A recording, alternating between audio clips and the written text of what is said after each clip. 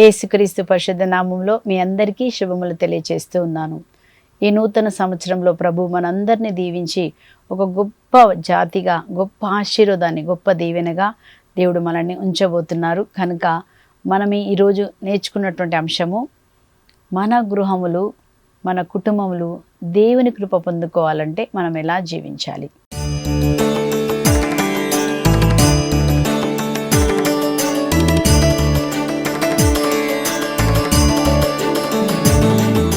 మనం దేవుని కృప ఆశీర్వాదం పొందుకోవాలంటే ఎలా మనం జీవించాలి. ఈ నూతన సంవత్సరంలో దేవుని ఆశీర్వాదం మన మీద నిలిచి ఉండాలంటే మనం ఎలా జీవించాలి. ఒక్క ఆశీర్వాదాన్ని ముందుగా చూద్దామండి. ఆదికాండము 12వ అధ్యాయంలో దేవుడు అబ్రహాంని ఈ విధంగా దీవిస్తూ ఉన్నారు. 2వ వచనంలో, నేను నిన్ను మహాజాతిగా నిన్ను తీర్చిదిద్దెదను. రెండోది, నేను నిన్ను ఆశీర్వదించెదను. దేవుడు అంట మనల్ని ఆశీర్వదిస్తారు. ఈరోజు మన కుటుంబాలు ఆశీర్వదించబడును గాక, నీ పేరు గొప్పదగును. 4వదిగా అంటున్నాడు, నీవందరికీ దీవెనకరంగా ఉంటావు. అది దేవుడు ఈ సంవత్సరము మన కుటుంబాలను దీవించి దేవుడిచ్చే ఆశీర్వాదం. ప్రభు అంటున్నాడు మరొక్కసారి, నేను నిన్ను మహాజాతిగా, నేను నిన్ను ఆశీర్వదిస్తాను, నిన్ను గొప్ప చేస్తాను, నీవు అందరికీ దీవెనకరంగా ఉంటావు. ఈ సంవత్సరము మన కుటుంబాలన్నీ దేవునికి దీవెనకరంగా ఉండునుగాక. మరి దేవునికి మనం దీవెనకరంగా ఉండాలంటే మనం ఎలా జీవించాలి? ఇక్కడ మనం చదువుతున్నాం కీర్తన 112లో మనం ఏం చదువుతున్నామంటే, దేవుని పట్ల భయభక్తులు చూపుచు ఆయన ఆజ్ఞలను ఆనందముతో పాటించాలి. ఇదండి ముఖ్యంగా ఈ సంవత్సరం ఏం చేయాలంటే, దేవుని పట్ల భయభక్తులు చూపుచు ఆనందముతో మనం దేవుని వాక్యాన్ని వింటూ దాన్ని పాటించాల. దేవుని పట్ల భయభక్తులు చూపడం అంటే ఏంటి? మనం ఈరోజు మన కుటుంబాలు ఎలా ఉండాలని నేర్చుకుందాం. మొదటిగా మనం ఏం నేర్చుకుంటున్నామంటే, కుటుంబము భయభక్తులు కలిగిన కుటుంబముగా ఉండాలి. సో భయభక్తులు కలిగిన కుటుంబం అంటే ఏంటి అని సామెతల గ్రంథము 8వ అధ్యాయం 13వ వచనంలో మనం ఈ విధంగా చదువుతున్నాము. సామెతలు 8:13, దేవుని యందు భయభక్తులు చూపుట అనగా ఏంటి అంటండి, దుష్టత్వమును అసహించుకొనుటయే. కాబట్టి మన కుటుంబము దేవుని నీతి, మన కుటుంబము దేవుని ఆశీర్వాదం మన కుటుంబానికి రావాలా. మన నీ దాపున 1000 మంది 10,000 మంది పడిన అపాయం మనకు రాకుండా ఉండాలంటే దేవుడు ఏ కుటుంబాన్ని కాపాడుతారంటే ఇక్కడ రాయబడుతున్నాము, భయభక్తులు కలిగిన కుటుంబముగా ఉండాలి. మొదటి గుణము భయభక్తులు కలిగిన కుటుంబం. భయభక్తులు అంటే ఏంటి అంటే మనం చూస్తున్నాం ఇక్కడ, దుష్టత్వమును అసహించుకొనుటే. ఏ దుష్ట కార్యము మనం చేయకూడదండి, ఏ దుష్ట మాటలు మనం మాట్లాడకూడదండి. రెండోదిగా మనం చూస్తున్నాము అహంకారము. ఏముండకూడదంటండి మన కుటుంబాల్లో అహంకారము దేవునికి భయంకరమైన అసహ్యకరమైనది. కాబట్టి అహంకారులను దేవుడు త్రోసివేసి దీనులను ఆయన పైకి లేవనెత్తుతాడు కదా. లూసిఫర్ పడిపోవడానికి కూడా కారణము అహంకారం. నేను నాది అని ఎప్పుడైతే ఉంటుందో, ఆ గర్వము వచ్చినప్పుడు, ఒక మనిషిలో ఒక గర్వం ఉంటే, గర్వం దేనికి గుర్తంటండి? పతనానికి గుర్తని సామెతల గ్రంథంలో మనము చదువుతున్నాము. కాబట్టి ఏ విధమైన గర్వము, డబ్బును బట్టి కానీ, లేకపోతే నేను నాది ఒకరిని లెక్క చేసేదన్నటువంటి ఆ గర్వం ఉన్నట్లయితే పాతాళ లోకానికి దేవుడు త్రొక్కి వేస్తాడు. కనుక దేవుని పట్ల భయము భక్తి కలిగి ఉంటే మనం గర్వం ఉండకూడదండి.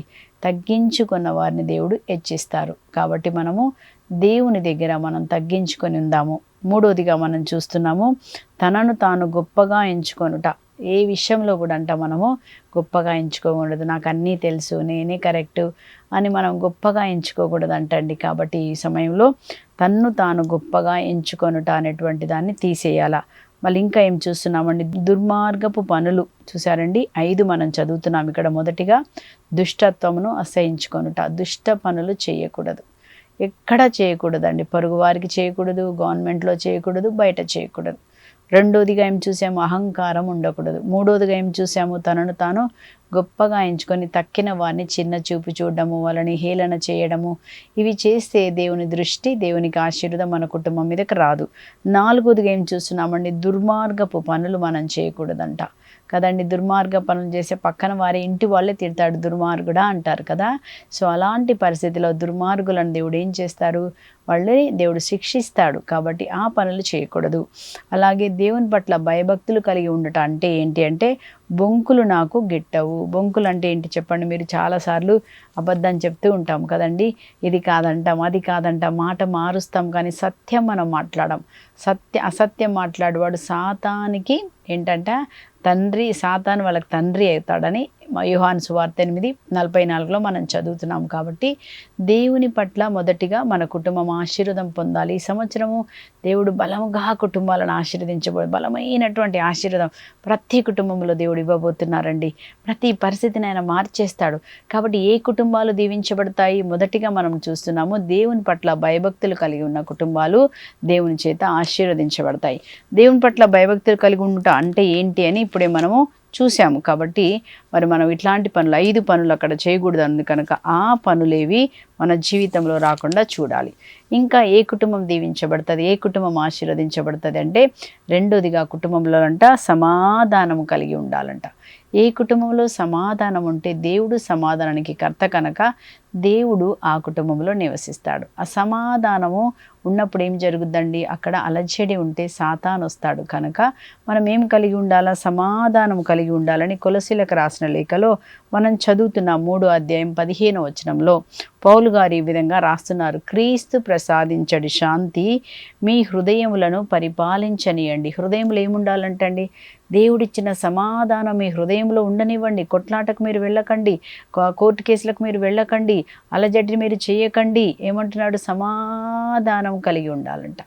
దేవుడు ఏమన్నారండి, నా సమాధానం మీకు ఇస్తాను. ఈ లోకం ఇచ్చే సమాధానం కాదు. యోహాను సువార్త మనం చదువుతాం 14:27 నా సమాధానం మీకు ఇస్తున్నాను. ఏమంటున్నారు, ఈ లోకం ఇచ్చే సమాధానం కాదు, నా సమాధానం. ఫిలిప్పీల పత్రిక 4:7 కూడా మనం చదువుతాము, మానవ అవగాహనకు అతీతమైన సమాధానము మీ మనసు మీ హృదయములను నింపి ఉండునుగాక. మనసులో ఎప్పుడు కూడా సమాధానం కలిగి ఉండాలంటండి. సమాధానం కలిగి ఉండాలంటే మనం ఏం చేయాలని అక్కడ పౌలు గారు చెప్తున్నారు చూడండి. 13 ఏమంటున్నారు, కొలసీలకు రాసిన లేఖ 1:13 ఎవడైనను మరి ఒకరి మీద ఏదో ఒక మనస్తాపము కలిగి ఉన్న ఎడల, ఒకరి మీద ఒకరికి ఏదో ఒక మనస్తాపం తప్పకుండా ఉంటుందండి. భార్యాభర్తలకు ఉంటుంది, పిల్లలకి తల్లిదండ్రుల మీద ఉంటుంది, తోడుకోడల మీద, పక్కన వారి మీద, ఆఫీస్లో పనిచేసే కాడ, ప్రతి చోట ఏదో ఒక మనస్తాపం ఉంటుంది. ఏదో ఒక మనస్తాపం కలిగి ఉన్న ఎడల ఏం చేయాలంట, ఒకరినొకడు సహించుచు క్షమించాలంటండి. ముందుగా ఏం చేయాలా, సహించాలంట, ఓర్చుకోవాలంట. అది మన వల్ల కాదు, కానీ దేవుడి దగ్గర అడగాల, ప్రభా నా వల్ల కావటం లేదు, మీరు ఎలా సహించారు పాపులైన మమ్మల్ని, ప్రభా ఎలా బలహీనలైన నన్ను మీరు క్షమిస్తున్నారు, సహిస్తున్నారు. ఆ సహనము ఓర్పు నాలో పోయాల. సహనము ఓర్పు ఎలా వస్తుందండి అంటే, పరిశుద్ధాత్మ ఫలం అది. అంటే పరిశుద్ధాత్మను పొందుకున్నప్పుడు ఓర్పు సహనము ఇవన్నీ మనకు వస్తాయి. అప్పుడు మనం దీవించబడతాము. కనుక మనం ఏం చేయాలంటున్నాడు, మీరు కుటుంబము దీవించబడాలంటే ఆ కుటుంబంలో సమాధానం కలిగి ఉన్నప్పుడు దేవుడు ఆ కుటుంబాన్ని వర్ధిల్ల చేస్తాడు. పిల్లలు కూడా ఏం చేస్తారంటండి, వర్ధిల్లుతారు. దేవుడు సియోను నుంచి మనల్ని దీవిస్తారు, సమాధానంతో నింపుతారు. దేవుడు తన ముఖకాంతిని మీపైన ప్రకాశింపచేసి మీకు సమాధానం ఒసగునుగాక. కీర్తన 128 కుటుంబాలకు ఇచ్చిన దీవెనండి. కాబట్టి మనం సమాధానం ఒకరితో ఒకరు, అనేకమైనటువంటి మిస్అండర్స్టాండింగ్ జరుగుతూనే ఉంటాయి, మాటలు వస్తాయి. కాబట్టి వాడిని ఏం చేయాలంట, జయించాలంట. ఒకవేళ కోపం వచ్చినా ఏమంటారండి, మనం చదువుతాం ఎఫెసీయుల పత్రిక 4:20 ఒకవేళ కోపం వచ్చిన సాయంత్రం లోపు మీరు ఏం చేయాలో సమాధాన పడండి. ఓకే ఐఎమ్ సారీ అని అడగండి. ఒక్కటని అడగాలంటండి, సారీ థ్యాంక్ యూ. ఈ 2 మర్చిపోకూడదంట. తప్పు చేసినప్పుడు సారీ చెప్పాలి, ఏదైనా మంచి జరిగినప్పుడు వెంటనే థ్యాంక్స్ చెప్పాలంటే. ఈ 2 మాటలు మన జీవితంలో ఉంటే మనం అందరితో సమాధానంతో ఉంటాం. కాబట్టి మనం ఏం చేయాలి, రెండోదిగా మనం నేర్చుకుంటున్నాము, అందరితో మీరు సమాధానంగా ఉండండి. సమాధానం లేకపోతే ఏం జరుగుద్దండి, మనం చూస్తాము, మన పాపములు క్షమించబడవని మనమే పరలోక జపంలో రోజు అక్కడ చెప్తున్నాము. ఈ పరలోక జపం ఎక్కడ రాయబడింది, మత్తయి సువార్త 6 రాయబడినటువంటి యేసుప్రభు నేర్పిన ప్రార్థన. ఏమని చెప్పారు, మత్తయి సువార్త 6:14 మీరు ఇతరుల పాపమును క్షమించేనడలా మీ పాపములు క్షమించబడతాయి. మీరు ఇతరులను క్షమించకపోతే లేదు ఈమె ఇట్లా అన్నది, నాకు సంబంధం లేదని ఎన్నో రోజులు సంవత్సరాలుగా మనం లోపల ఏం పెట్టుకుంటున్నామంట తెలుసా అంటండి, మేమంటారు చచ్చిపోయిన ఎలుకని లోపల పెట్టుకున్నట్టంట. మనము ఎప్పుడో ఉన్నటువంటి క్రియలు ఎప్పుడో పెట్టుకుంటే మనసులో మనము రోగిగా మారిపోతాం. కాబట్టి ఏం చేయాలంటే మనము సహించచ్చు, మనం క్షమించండి. మీరు క్షమించని యెడల మీ పాపములు పరలోకమందున్న తండ్రి క్షమిస్తారు. తండ్రి ఏమని చెప్తాము, నేను ఇతరుల తప్పులను క్షమించినట్లు మీరు నా తప్పులు క్షమించండి. అంటే నేను క్షమిస్తేనే మీరు క్షమించండి అని మనమే అలాంటి ప్రార్థన, అంటే అక్కడ అలాగే జరుగుతుంది. కాబట్టి మనం నోటితో చెప్తున్నాం. కాబట్టి ఈరోజు నన్ను నేను క్షమించబడడానికి, దేవుడు నా పాపాలు క్షమించడానికి నేను ఇతరుల పాపాలు క్షమించాలి. ఎప్పుడైతే మనం ఇతరుల పాపాలను క్షమించి సమాధానంగా ఉన్నప్పుడు సమాధానకర్త అయిన యేసు ప్రభు మనల్ని నడుపుతారు, మనల్ని కాపాడుతారు. ఎన్ని కష్టాలు వచ్చినా మన కుటుంబంలో ఎవరుంటారండి, దేవుడు ఉంటారు. కాబట్టి రెండోదిగా ఏం నేర్చుకుంటున్నాం మనము, సమాధానం కుటుంబంలో ఉండాలి. మొదటిగా ఏమి ఉండాలి, కుటుంబంలో భయభక్తులు కలిగిన కుటుంబముగా ఉండాలి. భయభక్తులు అంటే మనము సామెతలు 8:13 మనం చూసాము. ఓకేనండి. మూడోదిగా మనం ఏం నేర్చుకుంటున్నామంటే క్రీస్తు యేసు యొక్క వాక్యము ప్రతి ఒక్కరిలో సమృద్ధిగా ఉండాలి. వాక్యము లేని చోట వాళ్ళు ఎండిపోయిన చెట్టుగా మారిపోతారు. వాక్యము లేకపోతే ఏం జరుగుద్దండి, వాక్యం వాళ్ళు వినకపోతే, వాక్యం చదవకపోతే, వాక్యంని వారు ఆ వాక్యంతో నింపబడకపోతే వాళ్ళు ఎలా ఉంటారంట, ఎండిపోయిన చెట్టు వలె వాళ్ళు ఉంటారు. వాక్యము వేరుతో గట్టిగా ఉన్నటువంటి వేరుతో అది పోల్చబడిందండి. వాక్యము లేని వారు ఏం జరుగుతుందంటే వాళ్ళ ఇల్లు కూలిపోతుందని మత్తయి సువార్త 7వ అధ్యాయము 24-25 మనం చూస్తాం. ఏమని చూస్తామంటే, మీరు నా మాటలు విని దాని ప్రకారం మీరు నిర్మించుకున్నచో, గాలి వచ్చినా ఏదొచ్చినా మీరు దేవుని వాక్యం మీద ఉన్నారు కాబట్టి అది ఎంత చేసినా అది పడిపోదు. ఎంత చేసినా అంటే నీ నామలో యేసుప్రభు ఉంటే మన హృదయంలో దేవుని వాక్యం అంట సమృద్ధిగా ఉండాలంటండి. వాక్యం సమృద్ధి. వాక్యం ఎవరు, దేవుడే. దేవుడు నీతో ఉన్నప్పుడు తుఫాన్లు వచ్చి వాళ్ళను కొట్టినా ఆ పడవ మునగదు. ఎందుకు మునగదు చెప్పండి, యేసు మనలో ఉన్నారు. వస్తాయి కలలు, వస్తాయి కొడతాయి, అలలు వస్తాయి, రోగాలు వస్తాయి, ఇవన్నీ వస్తాయి. కానీ యేసు మనతో ఉన్నప్పుడు, దేవుని వాక్యం నీలో ఉన్నప్పుడు, సమృద్ధిగా ఉన్నప్పుడు ఏం జరుగుతుందంట, మనం పడిపోకుండా ఉంటాము. కాబట్టి ప్రతి కుటుంబంలో వాక్యాన్ని చదివి మనం ధ్యానించాలి. అప్పుడు ఎలా ఉంటారు ఆ కుటుంబాలు, మనం చదువుతున్నాము. కీర్తన 1:1 చాలా ముఖ్యమైనదండి. కీర్తన గ్రంథంలో 1లో ఏమని చెప్తారంటే, మీరు ఎక్కడ ఉండకూడదు చెప్తారు కదా, పాపుల చోట, మరి దుష్టుల చోట, వాళ్ళ సలహా దగ్గర మీరు ఉండకండి. ఎక్కడ ఉండాలి మరి, ఇక్కడ మనం చదువుతున్నాం 2వ వచనంలో, ప్రభు ధర్మశాస్త్రమును ఆనందముతో చదువుతూ రేయింబవలు దాన్ని ధ్యానించు నరుడు ధన్యుడంట. ఏ కుటుంబంలో వాక్యము వాళ్ళు చదువుతూ, వాక్యాన్ని వింటూ, పాటలు పాడుతూ, దేవుని స్తుతిస్తూ, దేవుని ఆరాధించినప్పుడు ఎలా ఉంటారంటండి, వాళ్ళు ఏటు ఒడ్డిన నాటిన చెట్టు వలె వాళ్ళు ఉంటారు. ఎలా ఉంటారంటే ఇంకా ఆకులు వాడిపోవంట వాళ్ళకి. ఎందుకంటే దేవుడే వాక్యముగా మారి కష్టంలో సుఖంలో దేవుడు వారికి అన్నిటినీ సమకూరుస్తారు. మూడోదిగా చూసినాం, వారు చేపట్టిన కార్యములన్నీ సఫలము కావాలంటే ఎలా ఉంటాయంటండి, దేవుని వాక్యాన్ని విని వాక్యం ప్రకారం జీవితాన్ని మనం మలచుకోవాలి. అప్పుడు దేవుడు ఏం చేస్తారు, మన కుటుంబాల మీద దీవెన వస్తుంది. ఈ 2025లో మన కుటుంబాలలో దీవెన రావాలంటే మనం ఏం చేయాలి, దేవుని వాక్యాన్ని చదవాలి కదా. ద్వితీయోపదేశకాండంలో కూడా మనం చదువుతామండి. 6వ అధ్యాయం 6వ వచనంలో ఏముంటుంది, ఇంట ఉన్నా బయట ఉన్నా మీరు దేవుని వాక్యమును మాట్లాడుకోండి. ఏం చేయాలంట, దేవుని వాక్యమునే మాట్లాడాలంట. మనం దేవుని వాక్యాన్ని మాట్లాడుతున్నాము ఒకరితో ఉన్నప్పుడు మన దేవుని వాక్యాన్ని చెప్పాలంట, చదవాలంట. మీ ఇంటి గోడల మీద రాసుకోండి. మీ పిల్లలకు మీ దేవుని వాక్యమును నేర్పించండి. ఆ వాక్యం వాళ్ళని ఏం చేస్తుందండి, సరైన మార్గంలో నడిపిస్తుందంట. దేవుని వాక్యం సరైన మార్గంలో నడిపిస్తుంది. కాబట్టి దావీదు రాజు ఏమంటాడంటే, ఒక మనిషి పాపంలో పడకుండా ఉండాలంటే ఏం చేయాలి, మనం ఏం చేయలేమండి. అక్కడ ఏమని రాయబడిందంటే, దేవా నీ వాక్యము నన్ను పాపంలో పడకుండా కాపాడేది నీ వాక్యమే. కాబట్టి ఒక మనిషి పాపంలో ఉండకుండా ఉండాలంటే రోజు వాక్యాన్ని చదివితే ఆ వాక్యము మనసులో తలంపుల్లోకి వెళ్ళి హృదయంలో ఉన్నటువంటి పాప తలంపులను శుద్ధి చేస్తుంది. దేవుని వాక్యం ఎట్లాంటిదంట, శుద్ధి చేసే వాక్యము. కనుక మీరు వాక్యాన్ని చదవండి, వాక్యాన్ని నోటితో పలకండి. మీ పిల్లలు కూడా వాక్యం చదివినప్పుడు బంధకాల నుంచి విడిపించబడతారు. దేవుని వాక్యము కీర్తన 119 వచనము 105 ఏమని చదువుతాము అక్కడ, నీ వాక్యము నా పాదములకు దీపము. ఇంకా ఏం చేస్తుందంట, దేవుని వాక్యము తెలివి లేని వారికి తెలివినిస్తాయంట, ధైర్యాన్ని పుట్టిస్తుందంట. కీర్తన 119, 130 వచనంలో దాన్ని చదువుతున్నాం. కనుక వాక్యం ఎలా ఉందండి? బేస్గా ఉంది. వాక్యం ద్వారా మన జీవితంలో కార్యం జరుగుతాయి. కనుక ఎవరైతే వాక్యాన్ని చదివి వాక్యం ప్రకారం తమ జీవితాన్ని నాటబడతారో వాళ్ళు బుద్ధిమంతులుగా ఉన్నారు. వారికి ఏమొచ్చినా ఏం జరుగుతుంది? దేవుడే వారిని కాపాడి ఎన్ని కష్టాల నుంచి అయినా దేవుడు వాళ్ళని కాపాడుతారు, వాళ్ళని రక్షిస్తారని మనం చూస్తున్నాము. కాబట్టి ఈ సంవత్సరం మనము వాక్యం చదవాలని ఒక తీర్మానం తీసుకుందామండి.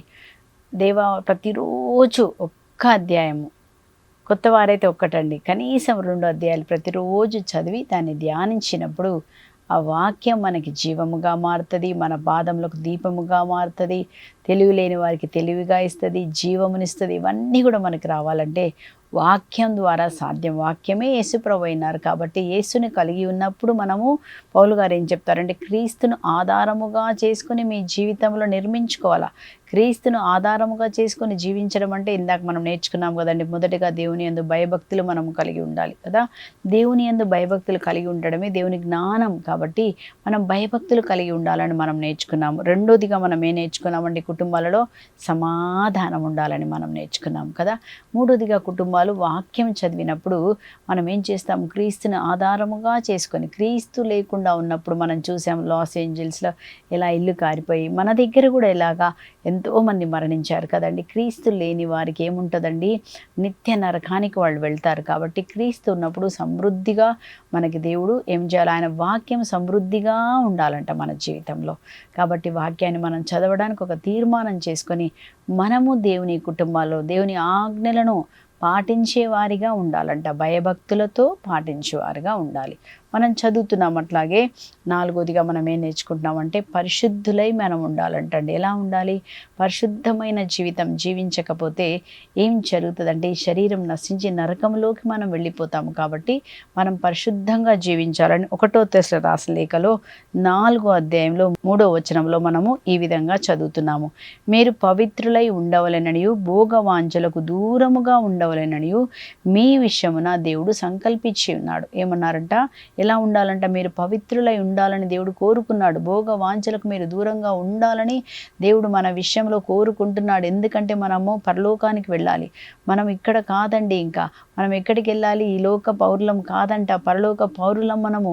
మీరు క్రీస్తుతో పాటు మరణించారు కనుక మీ మనసు భూలోకం మీద కాకుండా పరలోకం మీద పెట్టుకోవాలి. దేవునికి చెందినవారు, దేవునికి చెందినటువంటి విశ్వాస కుటుంబములు ఎలా ఉండాలంట? పరిశుద్ధంగా ఉండాలంట. మన తలంపులు, ఆలోచనలు, నడక అన్నీ కూడా పరిశుద్ధంగా ఉండాలని దేవుడు కోరుకుంటున్నాడు. కనుక పరిశుద్ధ జీవితమే మనం జీవించాలి. 7వ వచనంలో చదువుతున్నామండి. అపవిత్రత యందు జీవించమని దేవుడు మనల్ని పిలవలేదు, పవిత్ర జీవితంను గడపమనియే ఆయన మనకి పిలుపునిచ్చారు. చూశారండి, అపవిత్రత యందు జీవించమని దేవుడు నిన్ను నన్ను పిలవలేదు.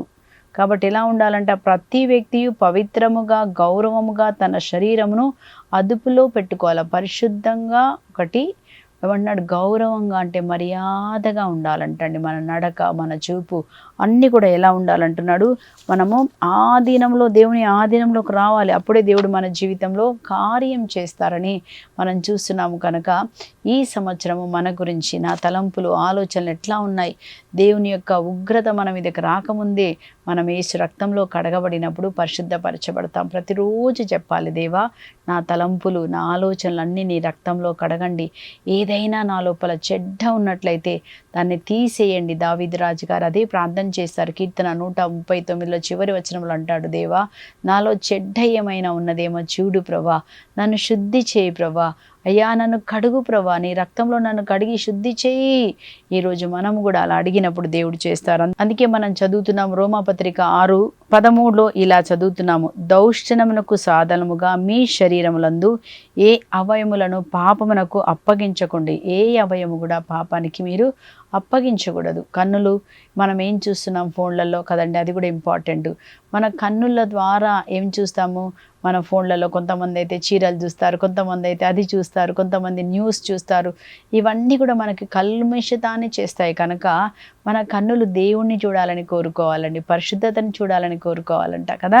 ఏ అవయవను కూడా ఏం చెవుల ద్వారా మనం ఏం వింటున్నాము, నాలుక ద్వారా మనం ఏం మాట్లాడుతున్నాం, మన హృదయంలో తలంపులు ఎలా ఉన్నాయి, ఎలాంటి తలంపులు మనకు కలుగుతున్నాయి, అవి మనం సరి చేసుకోకపోతే నేను నరకానికి తీసుకొని పోతాయని ఇక్కడ మనం చదువుతున్నామండి. ఏమంటున్నారు? మీ శరీరములో ఏ అవయములు కూడా పాపమునకు అర్పించకండి, అంతేకాక మృత్యు నుండి జీవనకు కొనబడిన వారిగా మీరు దేవునికి అర్పించుకోనండి. మీ శరీరముల యందలి అవయములను నీతికి సాధనములుగా మీరు సమర్పించండి. చూసారా, నీతికి సాధనములుగా.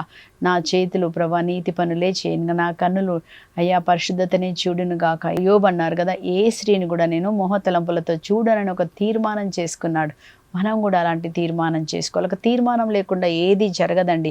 నువ్వు ఒక నిర్ణయం తీసుకున్నప్పుడే ఒక అడుగు వేస్తావు. నిర్ణయం తీసుకునే వాళ్ళు ఇంకేం రాదులే, ఏం కాదులే, ఏం చేయలేనులే అనుకుంటే నువ్వు అట్లాగే ఉండిపోతావు. కానీ నేను ఈ సంవత్సరము అపరిశుద్ధమైనది తినను, అపరిశుద్ధమైన మాటలు మాట్లాడను, నేను దేవుణ్ణి మాత్రమే నమ్ముకొని పరిశుద్ధంగా జీవిస్తాను నేను నాకు అని మనం చెప్పినప్పుడు దేవుడు మన కుటుంబాన్ని కాపాడతారు. ఆ విధంగా ఈ సంవత్సరం మనము సమర్పించాలి. ఏమంటున్నాడు?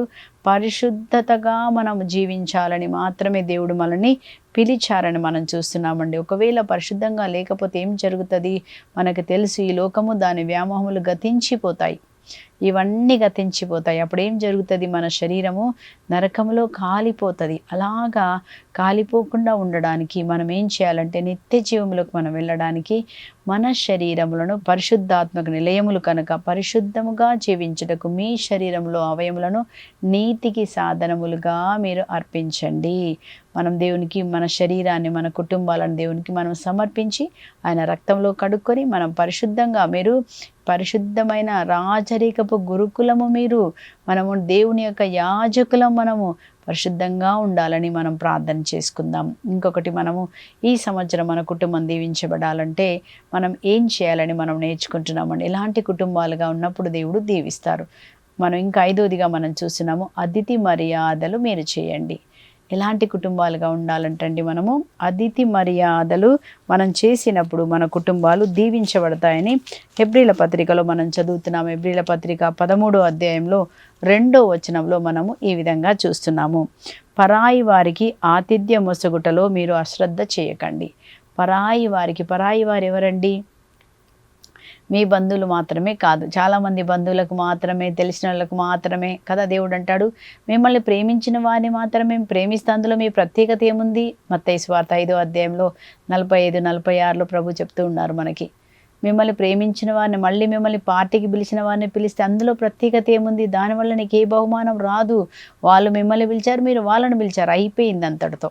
ఇక్కడే నీ బహుమానం అయిపోయింది. కానీ ఎవరికంట దేవుడు ఏమంటున్నారు చూడండి, పరాయి వారికి మీరు ఆతిథ్య మొసగుటలో అశ్రద్ధ చేయకూడదు. మిమ్మల్ని ఇంకెప్పుడు పిలవరు అన్న వారినే పిలవాలంట. అప్పుడు పరలోకంలో నీకు దీవెన వచ్చేస్తుందంట. ఏమన్నాడు? దాని వలన కొందరు తమకు తెలియకయే దేవదూతలకు ఆతిథ్యం ఇచ్చితిరి. అంటే మనం ఒక ఆతిథ్యతం ఇచ్చినప్పుడు ఏం జరుగుద్దంటే, దేవదూతలే వాళ్ళంట దేవదూతలుగా మనకి ఆశీర్వాదం వచ్చేస్తుంది. అది దేవుడు పరలోకం నుంచి ఇచ్చే ఆశీర్వాదం, మామూలు ఆశీర్వాదం కాదండి. దేవుడు ఏమిస్తారు? మనకి ఆశీర్వాదం ఇస్తారు. మనం చేసిన ప్రతి మంచి కార్యం అంటే ఎక్కడ ఉంటుందండి? రాయబడి ఉంటుందని అపోస్తుల కార్యం 10వ అధ్యాయంలో మనం చూస్తున్నాం.